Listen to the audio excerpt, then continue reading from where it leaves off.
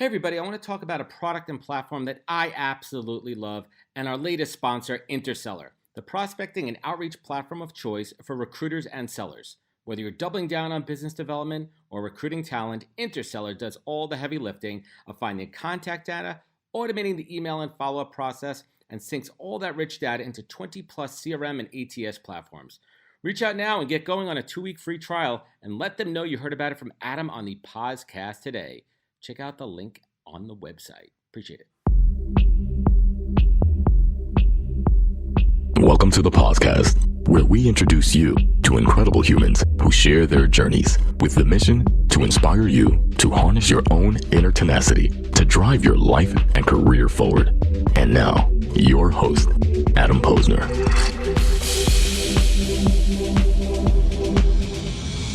Hey everybody, and welcome back to the podcast, where I bring you the best and the brightest from the world of business, marketing, and personal growth to help you harness your inner tenacity and drive your career forward.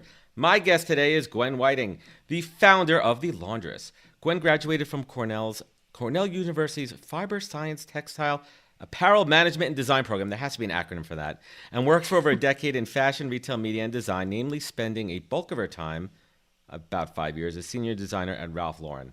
Gwen would eventually start the Laundress in 2004, along with her partner, Lindsay Boyd, using her insight and creative vision to innovate the dirty side of the fashion world by focusing on improving the stale laundry industry. The Laundress, which would eventually be acquired by Unilever in early 2019. Awesome. And Gwen and Lindsay still operate the Laundress from the original headquarters in New York City and continue to innovate and expand their focus on their global premium, eco-friendly line of detergent, fabric care, and home cleaning. And there's a ton of rich experience and wisdom to cover here, so let's dive right in. Gwen, welcome to the podcast. Hi, Adam. Thank you for having me. Awesome. We have our technology set. We have our microphone set. We are good to go here. So let's start. So why don't we just bring my tribe, up to speed? And I love to understand where people's initial passions come from. My daughter, I see it in her right now with her creativity. She's 8.5 years old. She has an element of design. I get her aesthetic. She's big into that word aesthetic. She picks out what she likes. When did it really start for you? When did that passion into the fashion industry come about?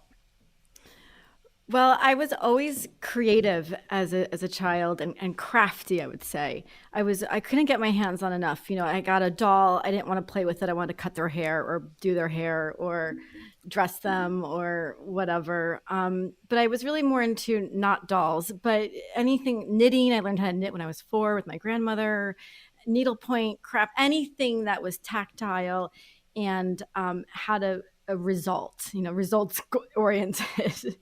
But I was never that classic artist talent. So in arts, in art class, there's like the drawers and like the talented ones, making beautiful paintings. And that was not me. And I was frustrated because I had a vision that I wanted to execute, but I just didn't have that paper to pen execution, but I could create tangible things. You could make things. I could make things. Kind of like a science lab, trying to figure things out and Yeah. and make it happen. And when you got into high school, did that continue? Did you take any fashion classes? 'Cause I know they're offered.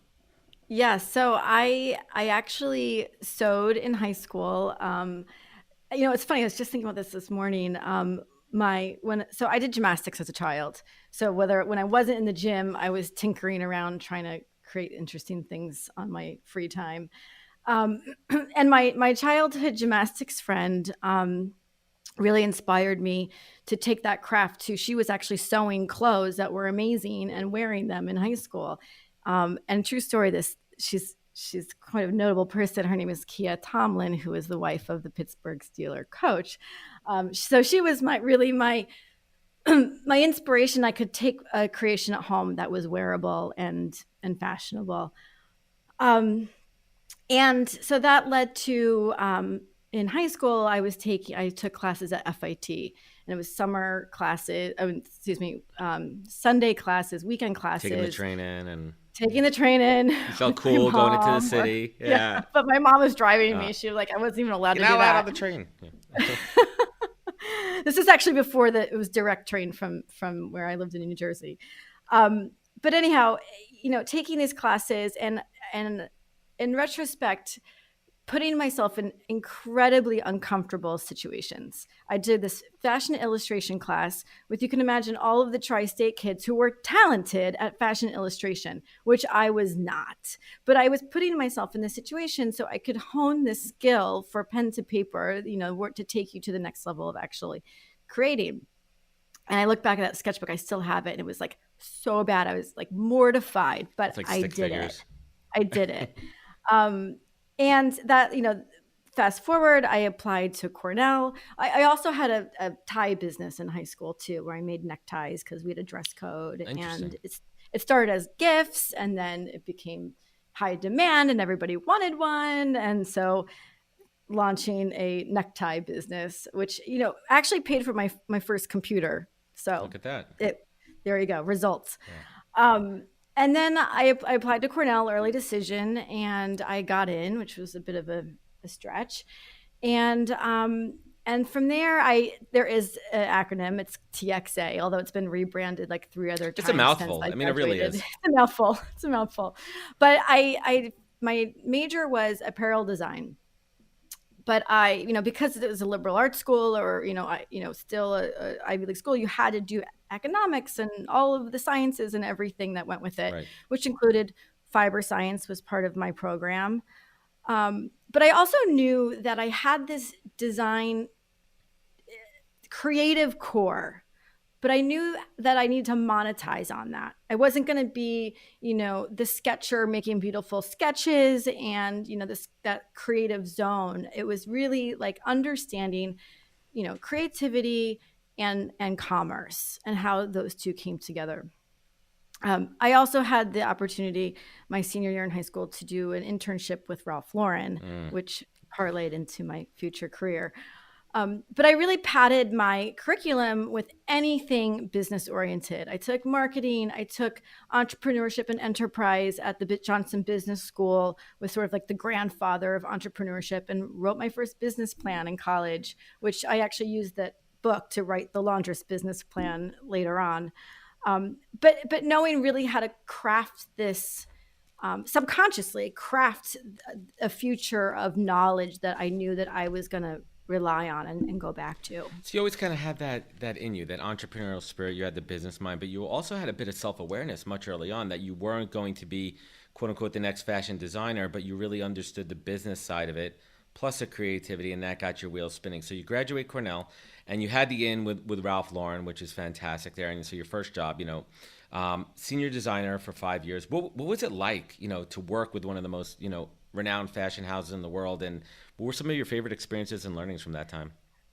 I mean, I call it the University of Ralph Lauren. And I say, I didn't quit. I just graduated. And there's so many amazing graduates, I call them, from, Ralph U. It was just an incredible time and an incredible company. And I really was exposed. I have mentors. My core mentors still today are from Ralph Lauren, but I was exposed to talent and the resources and leadership and just this grand exposure to so much creation, whether you're creating a runway show or a home installation or a store opening. I mean, and I was exposed to many of these different facets in the business, where I kind of bounced around a little bit before I ended up in home design. And it was just incredible to see a collection of people and a collection of vast talents come to create a single purpose. And it wasn't a single act, and really kind of taking that village mentality of aggregating and culturing, your team. Was incredible. And what do you think it was, that core thread of culture that, well, pun intended, what was that thread of culture that made Ralph Lauren a special place where everyone felt, connected and part of that common goal? It's like the Kool-Aid was really strong, but we all had, it was a very concrete vision. So we all knew what the vision we were getting towards, and we all knew what the deliverable was. And everyone really bent over backwards to make that happen. It was like the stories are insane. It's like if this team should have been in like heart transplant The way they get things business, done. the way they got things done, like hoops and I whatever. love it. I love it. And I assume back then, during that time also, you were able to physically get your hands on so many different materials and understand how they're made and how they react and how they adapt to environmental conditions and stains and weather and usage. Is that where you kind of got the first bug that there might be a better way of cleaning from, traditional dry cleaning and laundering, throwing things in the washing machine? Where did that spark come from? It's funny because I actually found a college term paper I wrote senior year, 1998, called "Are You Being Taken to the Cleaners?" And I actually have a picture to post on Instagram of that paper, which this is what happens when you keep copious files. You find things like this. Remember we wrote things on paper? Remember that? I know. It was really funny. Um, but so back apparently I was curious in college. My senior year I did a paper and I remember going to the dry cleaners and interviewing and asking why this was dry clean and why the women's shirts were $8 and why the men's shirts were 2. Fascinating. And I don't even know why that is. because it can't fit through the machine, the women's shirts. Fact. There it is. So it's crazy because the entire paper is essentially verbatim what the Laundress mantra and information manifested. It's the manifesto. It talked about what fabrics can and cannot be washed and why we're all dry cleaning and not laundering, and it's hilarious. But this apparently back in the archives, I was thinking about this, which I didn't recall when 2002. I'm like, I really need this product to deal with my Ralph Lauren wardrobe, and living in a 6th floor walk up with no laundry room in the building, and hand washing in the sink, or taking all my my washables to New Jersey on the New Jersey Transit to my mom's Carrying a basement bag like laundry a hobo room. on the train Bag, with a stick yeah, on the it's end of like, it. Yeah, that doesn't work. yeah. And then, the fluff and fold around the corner, having, the sheets and the towels and everything washed with bleach every time because like I was terrified of that communal machine, disgusting. And then watching all of my sheets fray from all the bleach, which is what happens It's a when you use lot. too It's a much lot. bleach. It's a lot. So all of that sort of manifested while working at Ralph Lauren, and I was driving in a town car as we did back then. Pre-Uber, I remember that. Pre-Uber. Remember we had like we had to get like the vouchers, and you had The vouchers. the phone number. You had to call it in to 1-8 Carmel and all the other ones. Yeah. Yeah, exactly. Like getting paid, minimum wage, but taking a town But I got a car town anywhere. car. I remember like my first job, I was making like 33 grand in advertising, but one late night I took a town car back to Long Island. I felt like a king. Yeah, Literally. you're like, I made it. I did it. Made it. I roll up in the town car. I'm like, anyone see me? I'm in the town car. The good Totally. old days, Gwen. The good old days. So the town car ride, we're chatting. I'm talking about my laundry conundrums, and I'm telling him, this is my boss, Calvin Churchman, about this concept and making products that you could wash, your jeans and the cashmere sweaters and get pit stains out and all this stuff. And he turns to me and he says, "Gwen, it sounds like the Laundress." And from there, I came back to my desk a couple weeks later, and he had left me taped on my monitor a photocopy of a course list from the Learning Annex, and he had circled the course on how to start your own laundromat. So, and he offered to pay for my class, actually, which I said, no, I'll pay for it myself, beyond generous. And I went to a class on how to start a laundromat. Not exactly what I needed, but it's a foundation. It's a foundation a foundation. Get a notebook out and start pen to paper. And how did we start to get into like the scientific formula and developing the product and the brand, like the actual physical products?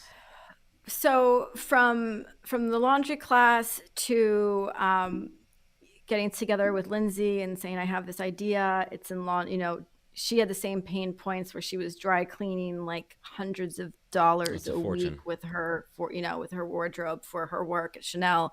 It was a fortune. It was insane. It was the dry cleaning was costing more than the actual sample sale prices or discount prices, believe it or not. So from there, I reached out. I sent an email. This time I was using Ralph Lauren email because I didn't even have a personal email at the time. And I reached out to this woman named Kate Obendorf, who was a professor, dean at everything at PhD scientist at Cornell. I had never taken any classes from her because she actually taught PhD students who were creating like fibers for like heart valves.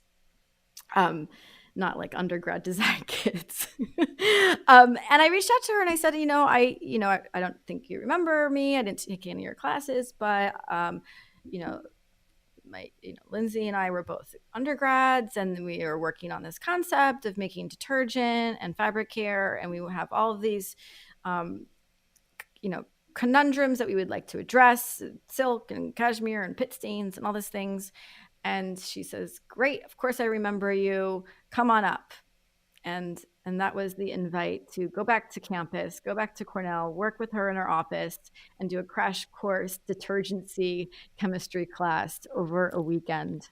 And that's where you learned everything, the art and That's where you science learn and everything. fabric care. And was the name a slam dunk? Did that have to be the name? Was it the name from the beginning?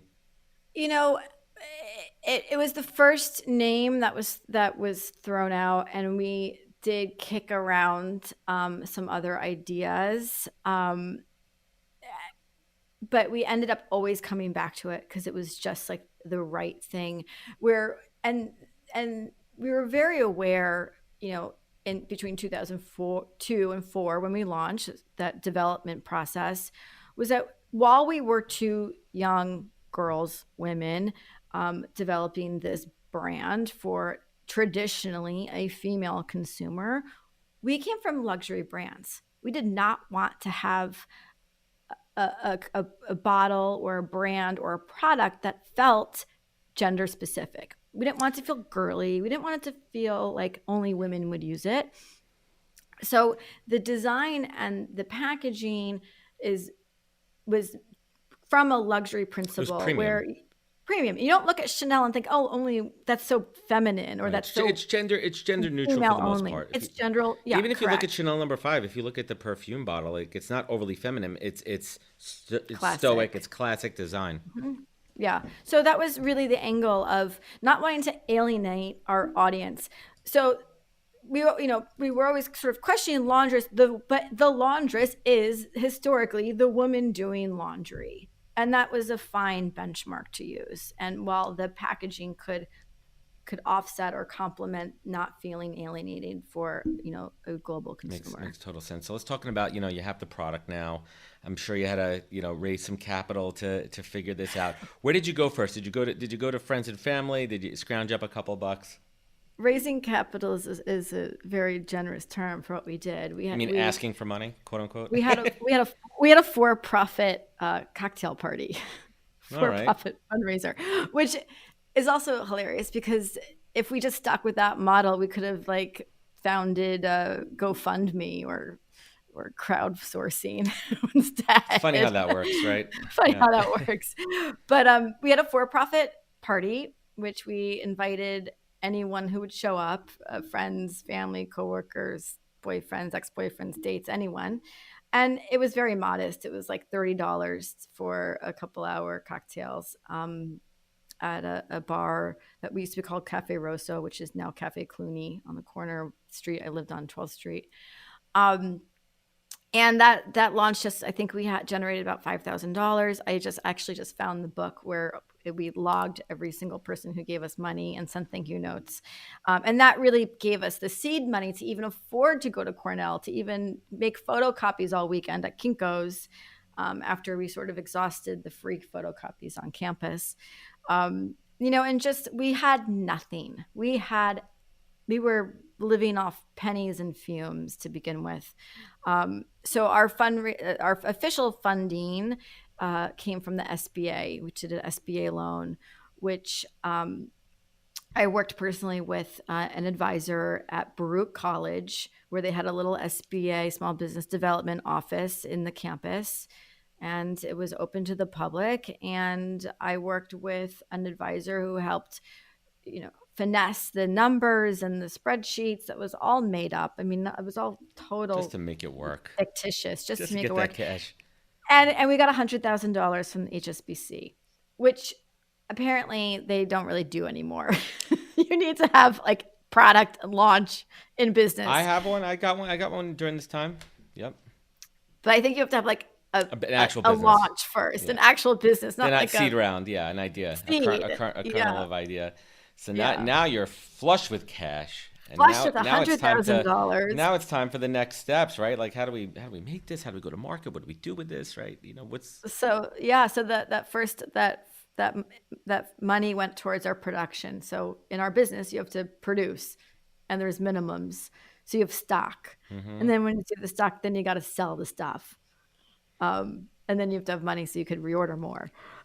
So it was this constant hamster wheel of cash flow, inventory, cash product? flow, inventory. Yes, exactly. But where did those Shipping initial orders. sales go in? Where did those initial sales come from? Like, how'd you hit the market? How'd you get the word out? Like, was there an early buzz? How much of your experience and connections did you leverage there? So old school, we launched at a trade show, and we walked away with 10 clients, and it was Awesome. a diverse portfolio. We had a client in a store in the UK. We had a store Lavender and Lace, and I think Alabama. We had but we had 10, and we had 10 orders to ship to. That's awesome. And that was the beginning. And then Lindsay leveraged some of her clients that she had with Chanel. So on her lunch break, she bullied someone into taking us at Bergdorf. So There you go. And what was that, moment? Things start to pick up there and you're like, holy shit, like this is real. Like this is real. We have a great product. We're getting great reviews. There's real sales coming in. What was that moment when maybe you looked over at Lindsay and you're like, we're doing this. This shit's real. yeah, the real factor came when we did take those pennies and hire a public PR agency in the very, very beginning. And the power of media was much easier then because there was less of it. People read the paper, people read Real Simple, they read the magazines. There wasn't the Instagram influencers out wasn't there. this, It wasn't like, influencer world. Yeah. Yeah, you weren't bombarded with it. Like there was some key placements, and you got a lot of eyeballs and people reading it. And the first big placement, obviously, like the mothership of placements, was to be in the New York Times style section. And that placement came out while I was still at Ralph Lauren. And, it was like amazing. That's like, oh my gosh, we're real. This is like, to be in the style section was amazing.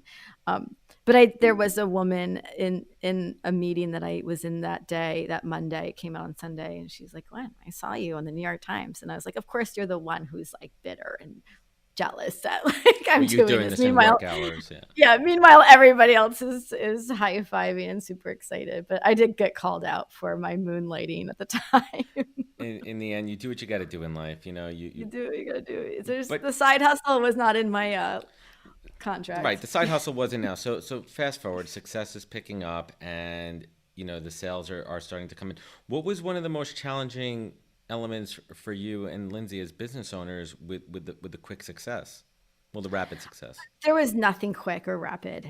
I mean, it was a slow grind for the 15 years between starting and the acquisition. Hey Tribe, real quick shout out. I'm really excited to share with you a podcast I recently discovered called The Art of Excellence. The host, Glenn Zweig, does these really engaging deep dive interviews with people who have achieved extraordinary success across all walks of life. He's interviewed business leaders like John Mackey, the founder of Whole Foods, and has also interviewed well-known thought leaders like Neil deGrasse Tyson and Deepak Chopra. He's interviewed Scott Kelly, the astronaut, another guy who's a top Hollywood stuntman, and so much more. And Glenn has an insatiable curiosity and does a great job of bringing these people to life. You can find it at theartofexcellence.com or wherever you listen to podcasts. Check it out. Thanks. There was nothing to speed, because then we also had the financial crisis, bless us in the middle of that. But how we survived was we had the three-legged stool. We launched, let's go back in time to 2004. We launched with a website, with the e-commerce, Web 1.0. which Amazon was still selling books practically at that time. So let alone someone shipping a liquid detergent was insane. It just wasn't done. But that was the only way we could reach, national audience. So we could get these, these PR placements or the articles in these publications and talk about laundering and be these laundry experts, which we were, and which the people really wanted to learn, and it was a real need. But they would say, "Oh, what national retailer are you in?" And we're like, "We're not, but we have a website that anyone can order from." So that was a huge leg up. And very early on in the e-com space, we also sold wholesale. So we were at stores, boutiques, nationwide as well. And then we also were international. And it was very quick for our international development because the idea of laundering versus dry cleaning was not foreign in Europe. And in Asia, we were really quick to be picked up. Started in Japan, and then Korea follows Japan, and some of our really big markets. Now it's China, but that's sort of how that progression went over the years. But sort of having this three-legged stool with these three different businesses kind of kept us afloat. So we could, during the financial crisis, when every boutique was going out of business and not paying their bills and disappearing, then we could lean on our international markets that really brought us through. And, the model of we had with them is that, we could collect payables to produce and ship. And, It's all the cash flow. Yeah. It's just like, kind of navigating creatively, how to build and get through. Was there one of those moments, maybe early on where maybe there was a critical mistake that you thought could have cost you the business or could have really taken it downhill?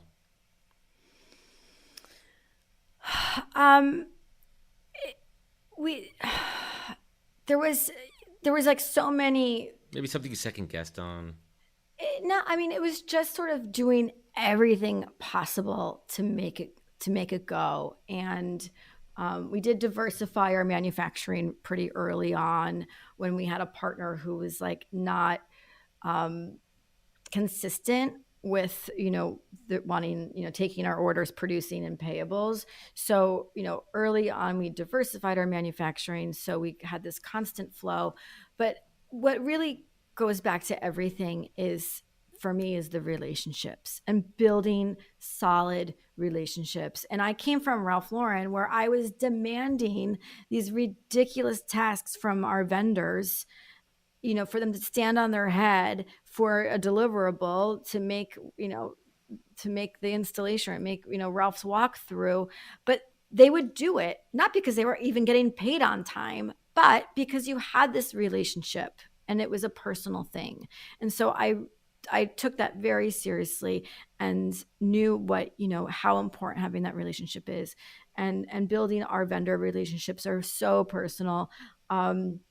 And being honest and authentic and having that conversation of saying, I can't make this payment today, but I know that I'm going to be getting a payment next week and you're going to get it. Having these honest conversations and building trust gets you so much further than like dodging, or, that's not a way to do business. Being upfront and transparent, even when it's not what the other person wants to hear, is critical.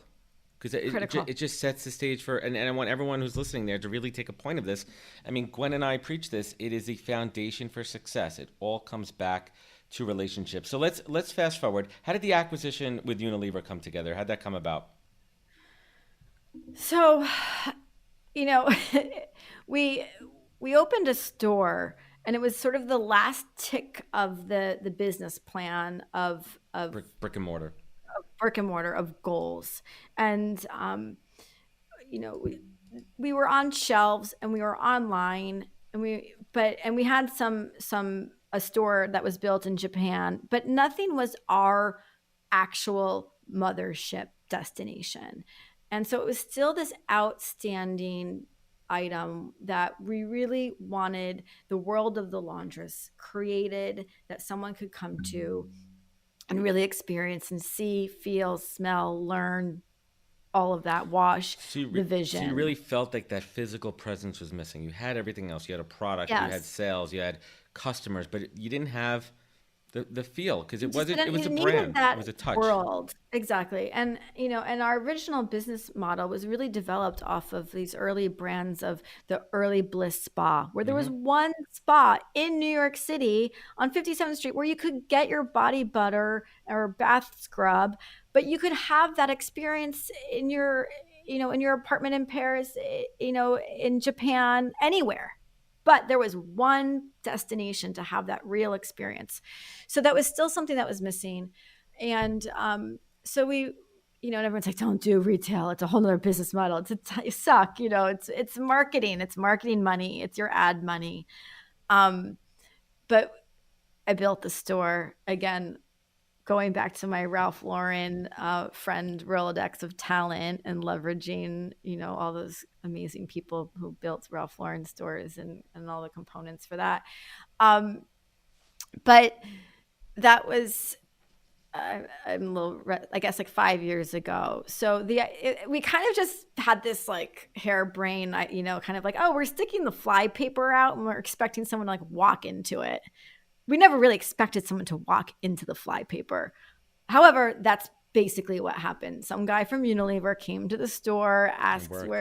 where I am, and my sales associate like calls me and she's like, Gwen, there's someone here from, I think, Unilever. I think you need to come down right now and talk to him. And I was like, oh my goodness gracious. All right, So let's see I where this said, goes. can you pass me the phone? And I'm like on the phone with this guy. I'm thinking, what are you just having a shop? Like you buying some things, taking photos? Like, what are you doing? And I'm like, well, I think we should take this conversation out of the shop Yeah, floor not on and the like store floor. Good offline, idea. offline. Good idea. Good idea. So that was a bit kooky, but he was there on a mission to bring us in for a meeting. So that's the fly So paper work. they you put it out to the universe and it came through and was that an easy decision without getting into the financial side of it? Was it a no brainer, or was it one of those you really had to think about? Because obviously you're giving up a ton of control. I mean, correct me if I'm wrong. Not a ton of. You're definitely giving up an element of control and You're ownership. giving the baby over. Right. I mean, I don't own that baby anymore, and it was very much my baby. Um, but having said that, the original business plan we expected to be exiting in 5 years. I mean, this So you was have to go back and look at 2004. the initial I mean, it plan. was like that was the heyday. I mean, Bliss Spa had been acquired, 3 times over, and Estee Lauder was collecting brands like for breakfast. This was sort of the pre-crisis. Every niche brand was hot, hot, hot. So that was our expectation that, of course, our little niche, brand would be on the same hot ticket. And then the financial crisis happens, and everyone, that kind of a reorg of everything, and which luckily we managed to succeed through and thrive through. But so now it's 14 years. We're like, okay, this is It's time. the you know I was actually surprised that it was Unilever because they got rid of their entire U.S. home care division a number of years ago. But they got back in the game when they acquired Seventh Generation. And when Seventh Generation was acquired by Unilever, I felt like I was like left, like that my prom date ditched me because I always wanted to be acquired by Seventh Generation. That was my dream. So it ended up, now we're cousins. It works. And how did that change your day-to-day management of the brand and the company? Did you remove yourself? I mean, how much are you, still involved on a day-to-day basis? So, we're approaching the end of my 2-year contract this month. So it has been an incredibly interesting 2-year journey. So I'll leave it at that. On what's next for you? What have you been thinking about? Do you want to stay in this world? Are you taking a timeout, sabbatical shift? I mean, there's not many places we could go right now. Soon. Um, it's been an interesting process, actually. It's been a very interesting process to, um, be sort of handing off the reins. And I spent 2 years really training and mentoring and harnessing and sort of handing over, um, as much information, as much mentoring and learning as I can to our key team members that are most relevant to what I do. Um, and so I'm just sort of, I'm not out of it yet. So, but I'm a creator at heart, so I'm not worried about that. That's exciting, though. Yeah, I mean, It's a it's little bit of the unknown. What's going to happen? What are you going to do? And but now you're in a different position where you've succeeded, and you know the ups and downs, the trials, the tribulations, and you can take all those learnings to the next phase. yeah, and I expect I won't have to grind it out as hard as I as I have used every single muscle group in my So body all so these so years. going back to that, if you were, on a Zoom call right now, I was about to say in person, with a recent grad coming out of, FIT or the Cornell School who was looking to get into that fashion industry, 2021, what advice would you give this young fashion entrepreneur to really help, him or her make it in this new world? I have these conversations quite frequently, actually. Um, and I actually feel bad for how much content and how much information and how overwhelming it is, right? With all these resources and every book and podcast and it's just so much information. I mean, when I was my aside from my Cornell business plan book, I had one book on business structure that I read on the Stairmaster at the Equinox on Greenwich Avenue on, like, do I want to be a C corp or S corp or LLC? That was like the extent of reading I did on business structure. Where you could read yourself to death and feel that, you're just not prepared enough. So what I always advise is, really you have to make a list and you have to have your check boxes and your to-dos and all the different avenues you need to organize, whether it is, a marketing or a connection or a cash flow or whatever that list entails, um, and stay focused on that. And if you get stuck, then you go to the next one because it will still be there waiting for you when you go back. And really networking and leveraging as many resources in, have conversations. Don't just listen and read yourself to death, but have conversations with people, because everyone actually likes to talk and help out for the most part. Right. I mean, I didn't meet any person that said, no, I'm not going to have a conversation with you. And really having exposure and learning and hearing different things of, whether it, will teach you the right way or the wrong way, but it's so helpful to just keep focused and not get, like the young people now are so obsessed with Instagram and followers and how am I going to get Instant followers. And gratification, I go, you don't short need a follower. term. You need sales. You need sales. You need people to buy your stuff. You need stuff to actually sell before you worry about followers. So just really keeping focused and compartmentalized on the goal. If it's you need a product, you got to work on the product and you got to figure out how to sell it. And then all of that fluff will, surround it. But it's really about where you're going to see, where you're going to get paid from. That's very sound advice that you give. But Gwen, let me ask you this. What's the single best piece of advice that you have ever received that you take action on every single day of your life? I knew you were going to ask me that. I wish I was given some magic advice, but I really wasn't.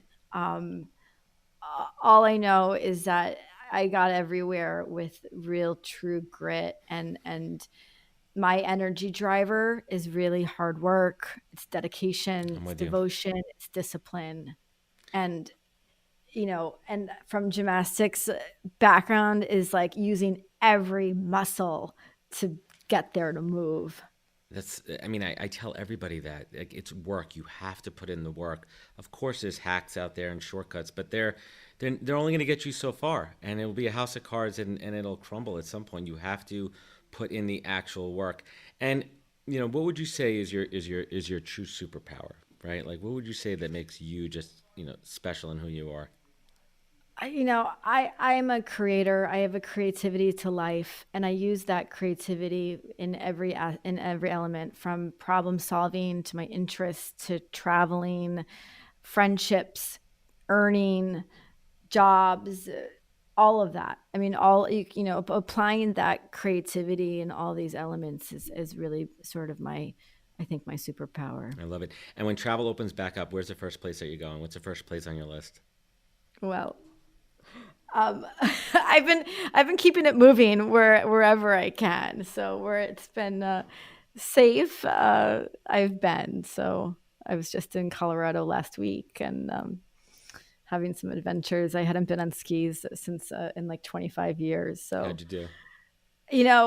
The muscle memory is unbelievable. The powder out there is forgiving for the most part. You're talking West Coast. It's a little softer. I've never had that experience. I gave up skiing after 25 years ago on my last crappy East Coast experience. I said, no more. No, East Coast is brutal. Do it to you. And, I'd love to ask, if you could leave us with a personal silver lining and a professional silver lining from the last 12 months. I mean, I can't believe we're talking about it. Like, I remember it was like yesterday, a year ago. I know, it's when you started to hear right? Oh, January, there's some virus happening over in China. And we're like, it's fine. We hear about these things all the time. And now here we are in January of 2021. But I'd love if you could give us a personal and professional silver lining.